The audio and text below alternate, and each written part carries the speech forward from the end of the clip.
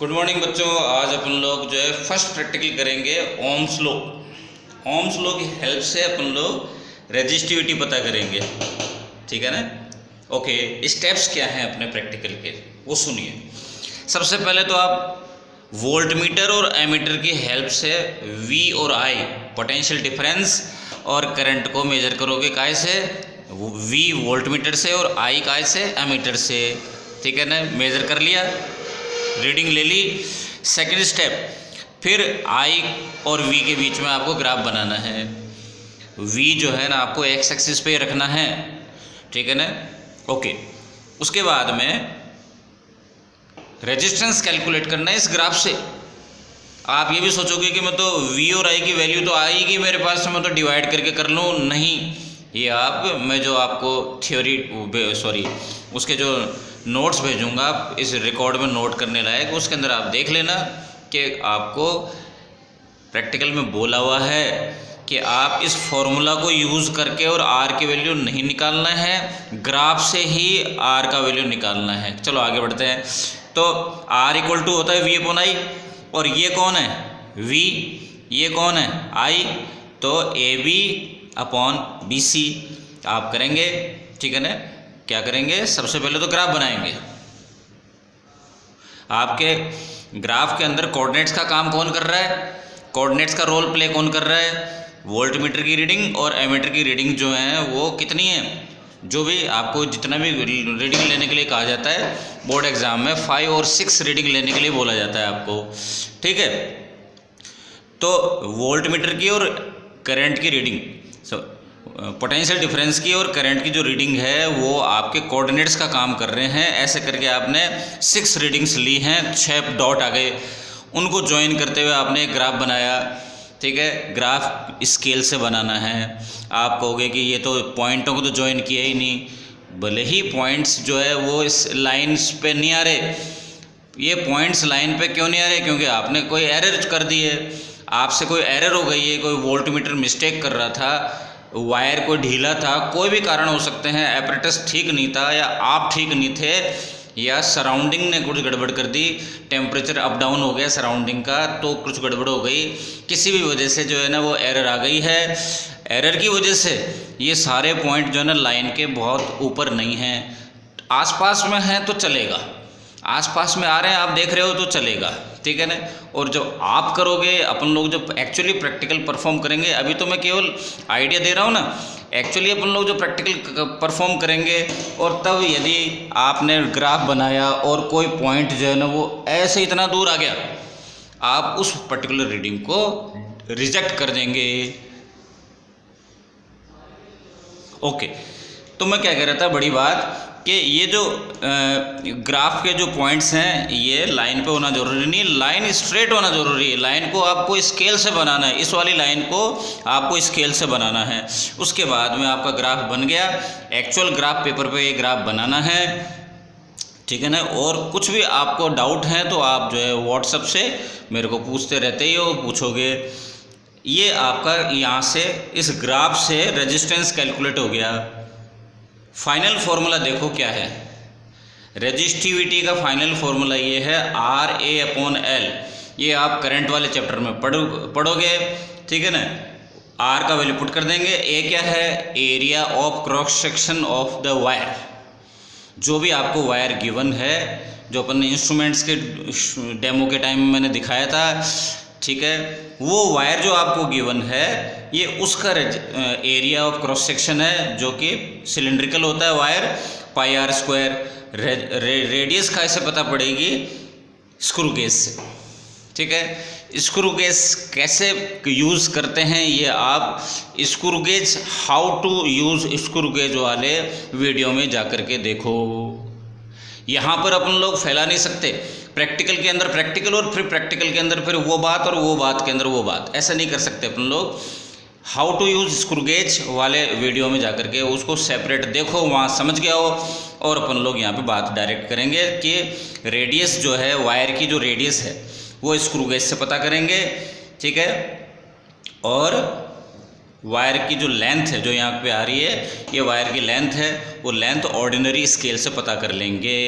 ऐसे करके ये वैल्यूज़ डाल करके और आपका फाइनल जो पता करना है रेजिस्टिविटी आ जाएगा। ठीक है, अब अपन लोग क्या करते हैं, यहाँ पे अपन लोग रीडिंग नोट करेंगे। तो पहले मैं आपको टेबल बना के बता देता हूँ। ठीक है, उस टेबल के अंदर आपको रीडिंग नोट करनी है। बच्चों नेक्स्ट ऑब्जर्वेशंस लेते हैं। सबसे पहला काम है लीस्ट काउंट, वोल्टमीटर और अमीटर का लीस्ट काउंट। ये लीस्ट काउंट आगे काम आएगा, वोल्टमीटर की रीडिंग नोट करने में काम आएगा। ठीक है ना। लीस्ट काउंट का मीनिंग क्या होता है ये तो बड़ी लंबी बात है, यहाँ पे नहीं समझा सकते वो तो, ठीक है ना, कॉमन बात। फॉर्मूला क्या होता है लीस्ट काउंट का, रेंज अपॉन टोटल डिविजन्स। ठीक है, अब आपको मैं दिखा रहा हूं कि रेंज क्या होता है, टोटल डिवीजन क्या होते हैं। देखो ये आपको आइदर वोल्टमीटर और अमीटर दिखाई दे रहा है, दोनों का स्केल एक जैसा होता है। ठीक है, तो इसके अंदर ये वोल्टमीटर है और एमीटर है, सॉरी। इसके अंदर ये 0, 1, 2, ठीक है, 0, 1, 2 एंड ये आखिरी में 3 है। ये थोड़ा सा साइड में दिख नहीं रहा होगा आपको, अब शायद दिख गया होगा, ये 3 है। ठीक है, और इतने बारीक इसके डिजिट्स हैं, लेटर्स हैं, आप बिल्कुल एक्सपेक्ट मत करो कि आपको बहुत मज़ा आ जाएगा। ठीक है, नहीं दिख रहा है कोई बात नहीं, मैं बता रहा हूँ आपको। ये 0.5, 1, 1.5, 2, 2.5 और ये 3। ठीक है, ऐसे करके, और ये मैक्सिमम कितना मेजर कर रहा है, दिस इज कॉल्ड रेंज। कितना मेजर कर रहा है ये मैक्सिमम, 3। ठीक है, मैक्सिमम मेजरमेंट कहलाता है रेंज। इसके अंदर नंबर ऑफ डिवीजन कितने हैं ये तो और भी ज़्यादा मुश्किल होगा आपको काउंट करना, क्योंकि यहाँ पे आपको साफ नहीं दिख रहा है। ठीक है ना। ओके, फिर भी बता रहा हूँ मैं क्या कि यहाँ पे ये जो बहुत बारीक है लाइनें, ये जूम भी नहीं हो पाएगा। ठीक है, तो यहाँ पे जो है बहुत बारीक लाइनें हैं बच्चों, ये आपको जो है ना साफ नहीं दिख रही होंगी।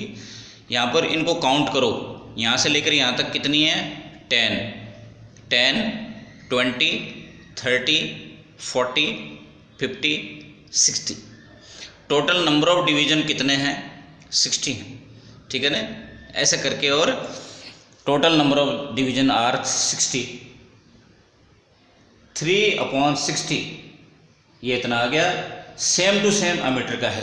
एक्चुअली मैं आपको दिखा ही रहा था अमीटर, ठीक है ना, अमीटर दिखा रहा था। अमीटर और वोल्टमीटर में ये दोनों की दोनों चीज़ें अमीटर और वोल्टमीटर में सेम हैं। तो आपको लीस्ट काउंट पता पड़ गया। ठीक है ना, अमीटर और वोल्टमीटर का लीस्ट काउंट सेम आया है क्योंकि सारा डेटा सेम है। ओके, अब आगे बढ़ते हैं नेक्स्ट ऑब्जर्वेशन पे, और वो है इस वायर की लेंथ। जो आपको वायर गिवन है, जो अपने इंस्ट्रूमेंट्स दिखाते टाइम मैंने दिखाया था, वो वायर की लेंथ है जो आपको ऑर्डिनरी स्केल से मेजर कर लेना। अभी मेजर करके बताऊंगा। रेडियस को मेजर करने के लिए आपको स्क्रू गेज का वीडियो देखना पड़ेगा, और रजिस्टर वर्क में जो उसका डेटा गिवन है वो आपको देखना पड़ेगा। ठीक है, इसको स्किप कर रहे हैं अपन लोग, यहाँ पे फैला नहीं सकते क्योंकि ये थोड़ा सा लंबा काम है, मेन स्ट्रीम काम नहीं है। आपको मालूम होना चाहिए कि ये वाला जो है ऑब्जर्वेशन, ये इस प्रैक्टिकल का मेन ऑब्जर्वेशन है। इस पूरे प्रैक्टिकल के अंदर सबसे मेन चीज़ कौन है जो पता करने आए हैं, वो है रेजिस्टेंस, जिसके लिए आपको V और I की रीडिंग्स चाहिए। ये टेबल फिल हो गई तो क्या होगा, इस टेबल से आप ग्राफ बनाओगे, ग्राफ से रेजिस्टेंस पता करोगे, रेजिस्टेंस से रेजिस्टिविटी पता करोगे। तो ये टेबल फिल करने के लिए अब अपन लोग चलते हैं। अब अपन लोग एपरेटस पे चलते हैं। बच्चों सर्किट को देखो, जो बोर्ड पर बना हुआ सर्किट है और ये सच्ची का सर्किट है, ठीक है। और हमेशा आदत होनी चाहिए आपकी, मेरी भी है, कि जब तक आप पेपर पे बने हुए सिंबॉलिक सर्किट से सच्ची के सर्किट को आप मैच नहीं कर लो, तब तक आप लोग तसल्ली मत करो, वरना आपको जो है ना डर लगेगा प्रैक्टिकल के चीज़ों से। देखो ये सेल है, ठीक है ना, ये वाला पॉजिटिव से और ये वाला नेगेटिव से निकल के गया। नेगेटिव से वायर गया काय में घुसा, रियोस्टेट में, ठीक है। इनको हाथ लगाने से डरना नहीं चाहिए, मात्र 2, 4, 6 वोल्ट है, आप 20-25 वोल्ट तक आपको पता ही नहीं पड़ता, सेंस नहीं होता। तो ये रियोस्टेट में घुसा, रियोस्टेट से निकल करके और वोल्ट मीटर में गया, ठीक है। ये वोल्ट मीटर है, वोल्ट मीटर के माइनस में गया, माइनस से निकला हुआ वायर माइनस में जाता है। और वोल्ट मीटर और ये जो क्या है, ये मैंने पकड़ रखा है, आपको दिख नहीं रहा तो देख लो बड़े आराम से।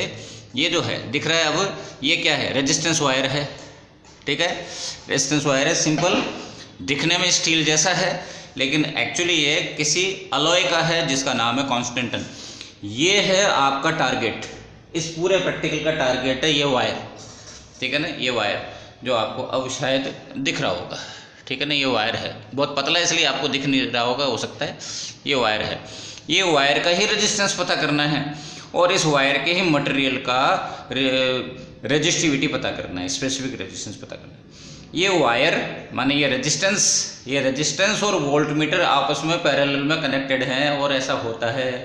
उसके बाद आगे बढ़े, वोल्ट मीटर से आप निकले, एमीटर में घुसे, ये थोड़ा सा ढीला है, कुछ भी ढीला नहीं होना चाहिए, ठीक है, कोई कनेक्शन ढीला नहीं होना चाहिए। एमीटर में घुस गए, ये देखो एमीटर से वायर निकला और कहाँ पे गए, की, एमीटर से वायर निकला और ये की में गया, की से होते हुए वापस आप बैटरी में आ गए, घूम करके पूरा राउंड लगाया और पूरे दुनिया में होते हुए अपन लोग वापस बैटरी में आ गए, ठीक है। अब आगे ये तो हो गया अपना सर्किट का, एक बार अपन ने राउंड मार लिया कि ठीक है सब कुछ ओके है, कोई गड़बड़ नहीं है। अब अपन लोग रीडिंग लेते जाएंगे, टेबल में फिल करते जाएंगे, यहाँ से रीडिंग उठाएंगे, टेबल में लिखेंगे, ठीक है। तो मैं इनको आपको ऐसे अरेंज कर देता हूँ, ऐसे करके अच्छे बच्चों की तरह से, ठीक है। देखिए ये एलिमिनेटर है, ये वायर जा रहा है इसमें से, ठीक है ना, और ये आगे जा कर के और ये पावर केबल में, पावर के स्विच में जा रहा है। ये इसको मैंने किया ऑन, लाइट दिख रही जलती हुई, देखो, on, sorry of, on, of, on. Main switch on किया, की में स्विच लगाया, ये की में मैंने ये ऑन कर दिया, ठीक है ना, इसको ऑन कर दिया। अब इस समय वायर में करंट फ्लो चालू हो गई, करंट को चलती हुई दिखेगी नहीं आपको, करंट फ्लो चालू हो गई, ठीक है। अब अपन लोग वोल्ट मीटर और एमीटर, उनकी शक्ल देखें। पहले दोनों की नीडल्स 0 पे पड़ी हुई थी, दोनों के पॉइंटर जो सुई है, दोनों का पॉइंटर पहले 0 पे था जब ये ऑफ था। ऑन करते ही उनके अंदर डिफ्लेक्शन आ जाएगा, ठीक है। वो आपको सेक्रीफाइस करना पड़ेगा, क्योंकि डिफ्लेक्शन जो है वो आपको दिखेगा लेकिन आप काउंट नहीं कर पाओगे नंबर ऑफ डिविजन्स, ठीक है। तो करते हैं अपन लोग स्टार्ट। तो बच्चों आपको अभी केवल 3 चीज़ों से मतलब है, रियोस्टेट, एमीटर और वोल्ट मीटर, ठीक है। देखो ये मैं रियोस्टेट को चला रहा हूँ तो आपको वोल्ट मीटर और एमीटर के जो पॉइंटर्स हैं, सुइयाँ चलती हुई दिख रही हैं, बोलो दिख रही है क्या, ठीक है। वोल्ट मीटर की ज़्यादा चल रही है, एमीटर की कम चल रही है, कोई इशू नहीं है। आपको नीडल्स चलती हुई दिखाई दे जाए ये मान लो कि बहुत है कि नहीं। इस लॉकडाउन के ज़माने में इतना हो रहा है, इतना दिख रहा है, बहुत है, ठीक है ना। और कहाँ कहाँ प्रैक्टिकल हो पा रहे हैं वो मुझसे ना आपसे किसी से छुपा हुआ नहीं है, अपन लोग इतना कर रहे हैं वही बहुत है। तो देखो मैं इनमें से एक रीडिंग आपको रीड करके बताता हूँ, ठीक है ना, और उसको आप लोग कोशिश करें कि वो आपको, ईश्वर करे आपको दिख जाए। मैंने कहीं भी एक जगह रेस्ट किया इसको और वो रीडिंग में आपको दिखाने की कोशिश कर रहा हूँ, ठीक है।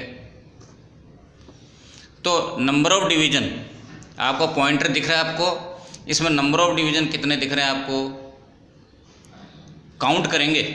बारीक बारीक लाइनें हैं इसलिए आपको दिख नहीं सकती, ठीक है ना। कैमरे के रेजोल्यूशन के ऊपर आपको सेक्रीफाइस करना पड़ेगा। यहाँ पर आपको काउंट करें तो ये जो है यहाँ से 0 से स्टार्ट करेंगे, 10 आ रहा है। और इधर वोल्टमीटर में देखेंगे तो वो 20 आ रहा है, ठीक है ना। कहाँ से काउंट करेंगे, यहाँ से ये काउंट करेंगे, यहाँ से 0 से काउंट करेंगे, 0 और फिर 5 और 10 और 10 और 15 और 20। आप ये मत कहना ये 20 कहाँ है, यहाँ तो 1 दिख रहा है मेरे को, नहीं 1 तो स्केल पर लिखा हुआ है, लेकिन ये बारीक बारीक लाइनें हैं जो हो सकता है आपको दिख नहीं रही हों। ये बारीक बारीक लाइन हैं, ये जो है आपको दिख नहीं रही हो, ये 20 हैं। तो एमीटर के नंबर ऑफ डिवीज़न, डिवीज़न का मतलब समझते हो, जो यहाँ पे पार्ट्स हो रखे हैं खाने, ठीक है ना। जैसे आपके ऑर्डिनरी स्केल जो आपके ज्योमेट्री बॉक्स में स्केल है उसके अंदर लाइनें बनी होती हैं, सेम टू सेम यहाँ पे भी लाइनें बनी हुई हैं। वो स्ट्रेट होता है और ये इसका स्केल जो है वो सर्कुलर है, इसका स्केल सर्कुलर शेप का है। तो यहाँ पे एमीटर में नंबर ऑफ डिवीज़न आपके 10 आ रहे हैं। मैं इसको दोबारा से एडजस्ट कर रहा हूँ, वो हिल गया। और नंबर ऑफ डिवीज़न एमीटर में 10 आ रहे हैं और वोल्टमीटर में 20 आ रहे हैं, ठीक है।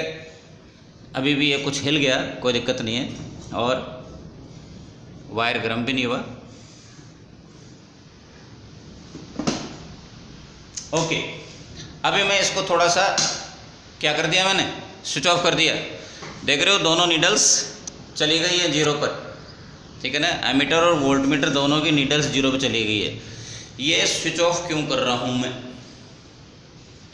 क्योंकि मैं चाहता हूँ कि वायर लंबे टाइम तक ऑन रहने की वजह से गर्म नहीं हो जाए। वायर जब गर्म हो जाएगा तो आपका रेजिस्टेंस गड़बड़ करेगा। अब ये जो रीडिंग्स हैं मैं इधर लिख देता हूँ, ठीक है बच्चों। वापस चले जाओ टेबल के ऊपर। नंबर ऑफ डिवीज़न कितने लिखे हुए हैं, वोल्टमीटर में 20, एमीटर में 10।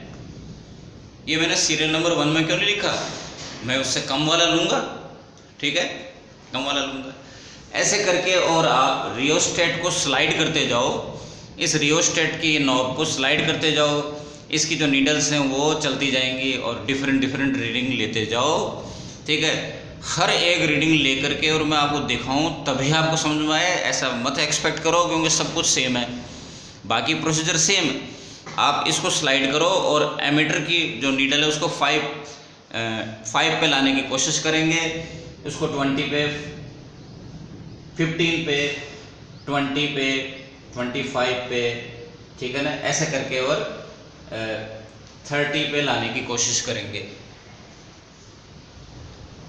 ये मैंने पहले कैसे लिख दिए, क्योंकि रियोस्टेट से मैं मनचाहा एमीटर की नीडल को ला सकता हूँ, नंबर ऑफ डिवीज़न, ये बात, ठीक है। ओके, तो करते हैं। और तो एक रीडिंग और लेते हैं। मैं एमीटर को आपको करीब से दिखा दूँ, मेरे को एपरेटस उठाना पड़ रहा है। और एमीटर की रीडिंग को मैं अभी कितनी बनी हुई 10, और मैं इसको बढ़ाते जा रहा हूँ। देख रहे हैं आपको नीडल चल रही है, नीडल चल रही है, और मैं ले आया इसको 20 पे, थोड़ा सा ज़्यादा चली गई, वापस जाओ और ये 20, ठीक है। 0, 10, 20, ठीक है। 20 पर है ये नीडल, रेड कलर का उसका एंड दिखाई दे रहा है, नीडल का 20 पर है। एमीटर की रीडिंग कितनी आ गई 20, और वोल्टमीटर की रीडिंग कितनी आ गई, उठा करके देखें तो ये वोल्टमीटर ऊपर नहीं आ पा रहा है और अब आ गया है। और ये वोल्टमीटर की रीडिंग कितनी दिखाई दे रही है आपको 36, ठीक है। ये करके तो अगेन मैं इसका पावर बटन को ऑफ कर देता हूँ। आपने देख लिया वोल्ट मीटर और अमीटर दोनों की नीडल्स वापस। ये पावर बटन को मैं बार बार ऑफ क्यों कर रहा हूँ, वही बताया मैंने कि लंबे टाइम तक आप उसको ऑन नहीं छोड़ सकते। तो अमीटर की रीडिंग कितनी आ गई 20, तो वोल्ट मीटर की आएगी 34। इसी तरह से मैं बाकी रीडिंग्स भी फिल कर लूँगा। देखो मैंने अमीटर की रीडिंग तो पहले ही लिख डाली। ऐसे कैसे? क्योंकि मैं चाहता हूँ कि अमीटर की रीडिंग 5 आ जाए, मैं चाहता हूँ कि अमीटर की रीडिंग 10 आ जाए, 15 आ जाए, 20 आ जाए। ठीक है ना? आप तराजू के ऊपर ऐसा चाहते हो ना, जो चाहते हो वज़न रख सकते हो क्या?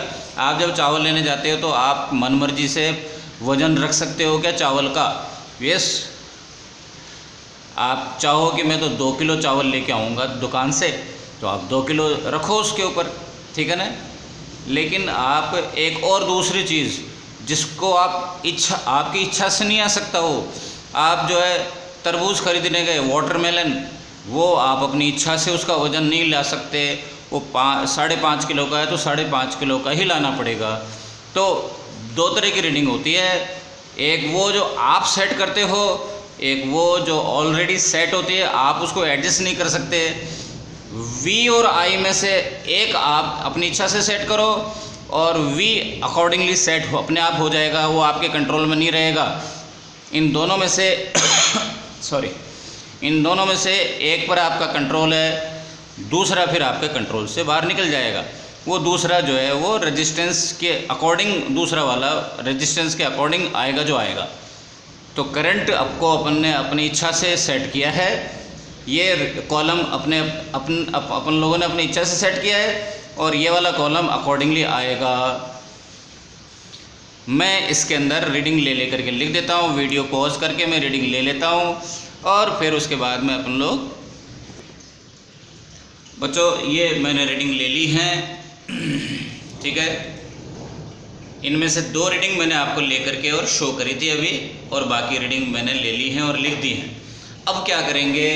अब ये करेंगे कि लिस्ट काउंट कितना आया था 0.05, लिस्ट काउंट को इससे मल्टीप्लाई करेंगे, n multiplied by list count. What is n? n is, ये तो आप नोट्स में भी देखोगे, n इज द डिवीजन। तो 11 मल्टीप्लाइड बाई 0.05 कितना होता है 0.55, ये कितना होता है 1.00, ये कितना होता है, ऐसा करके और सबको मल्टीप्लाई करके लिखते जाओगे। 0.25, 0.50, 0.75, 1.00, 1.25 and how much is 1.50, ठीक है ना, n इंटू LC। इसके बाद अब जाएंगे अपन लोग ग्राफ के ऊपर, लेकिन उससे पहले एक और चीज़, वो क्या, ये लेंथ ऑफ द वायर। तो ये जो वायर है, ये जो रेजिस्टेंस वायर है, आपको अब दिख रहा होगा रेजिस्टेंस वायर है, इसकी लेंथ लेनी है। इसकी लेंथ को इससे निकाल करके और फिर मेजर कर रहे हो, ऐसा ज़रूरी नहीं है, इसके बंदे बंदे ले लो। कैसे लेते हैं बताता हूँ। देखो यहाँ मैंने टच कर लिया स्केल को, और यूँ करके और ये लेंथ मेजर हो गई। तो आप करोगे यहाँ से लेकर यहाँ तक एक वायर है, ठीक है, ये वायर है यहाँ से लेकर यहाँ तक है, और मैं इसको यहाँ पे ये मेजर कर रहा हूँ। बोलो यहाँ से लेके यहाँ तक का डिस्टेंस कितना है, और थोड़ा सा आप इसको स्ट्रेट कर लें तो आपको पता पड़ा कि ये 24 है, ठीक है। ये वायर को मैंने पकड़ रखा है, ध्यान से सुनो कि ये लेंथ कितनी है 24, यहाँ से लेकर के और यहाँ तक के वायर की लेंथ कितनी है 24, और ये यूँ राउंड काट के गया 24, कितना हुआ 48। ये वायर की लेंथ 48 सेंटीमीटर है। लेकिन आप अपनी कैलकुलेशन को ख़राब क्यों कर रहे हो? 48 मत यूज़ करो, उस डेटा को क्या कर लोगे 50 सेंटीमीटर। 50 सेंटीमीटर को मीटर में क्या लिखेंगे 0.5 मीटर, ठीक है, 0.5 मीटर, ये बात है। अब फाइनली मैं आपको कैलकुलेशन करके बता देता हूँ, ठीक है। मैं आपको और ग्राफ बना के नहीं बताऊँगा, वैसे ग्राफ भी कैलकुलेशन का एक पार्ट है, ठीक है। इनको हटा देते हैं अपन लोग, आप साइड में जाओ जी, और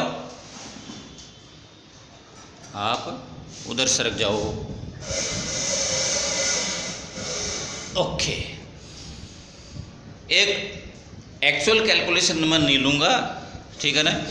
एक्चुअल कैलकुलेशन तो आपको रजिस्टर वर्क और उसी में मिलेगा, ठीक है ना।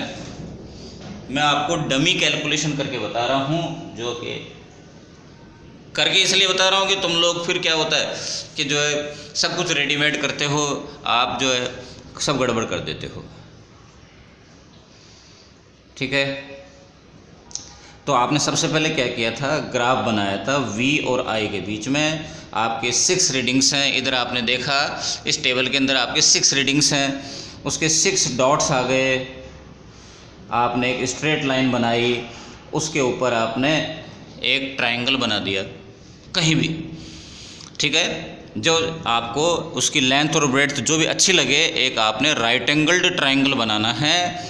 उसके अंदर आपने पॉइंटों के नाम रख दो, R का वैल्यू निकाल लो, V upon I, A B upon B C. यहाँ से आपको R का वैल्यू आ गया, सपोज R का वैल्यू आया सपोज 1.8 ओम आया, ठीक है। ये जो रीडिंग लिख रहा हूँ मैं डमी रीडिंग है, सपोज 1.8 आया। L का वैल्यू सपोज 0.5 मीटर आ रहा है, और सपोज की बात नहीं, सच्ची में आपने देख लिया 0.5 आ रहा है। रेडियस आप वीडियो में देखना, सपोज रेडियस आ गया 2 × 10⁻⁻⁴ मीटर, ठीक है। ये डेटा हो गया। इसके बाद में इसको जस्ट पुट करना है, rho equal to R into πr² L 1.8 pi 3.14, ठीक है। 3.14 इंटू 10⁻² स्क्वायर अपॉन 0.5, ठीक है। अब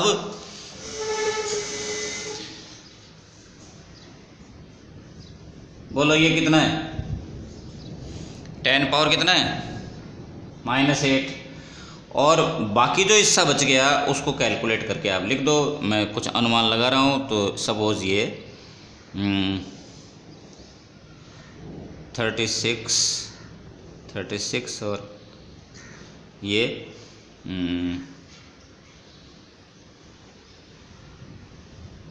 और ये 40, सपोज ये आ गया 40 के आसपास आ गया, कुछ भी आ गया वो आपको अपने आप करो जी, ठीक है। ये 40 के आसपास आ गया, 40, 42, 43 कुछ भी आ जाएगा, ये 43 कुछ भी आ जाएगा, ठीक है।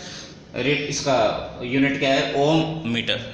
ऐसे करके आपका फाइनल आंसर 10⁻⁻8 के टर्म्स में ही आना चाहिए। बाकी जो नंबर है उसको यहाँ लिख दो, लेकिन यहाँ पर 10⁻⁸ ही आना चाहिए, क्योंकि ये है परंपरा, ठीक है ना। आप इस पर्टिकुलर डेटा को बुक में भी देखोगे तो वहाँ पर इस तरीके से ही देखोगे। ये आपकी कैलकुलेशन हो गई। उसके बाद में आप क्या करोगे, इस वीडियो को बार बार देखो, ठीक है। इसमें कोई दिक्कत है तो फिर बोलो। और रजिस्टर वर्क जो है उसका PDF आपको मेरे गूगल ड्राइव पर मिल जाएगा। जय राम जी की।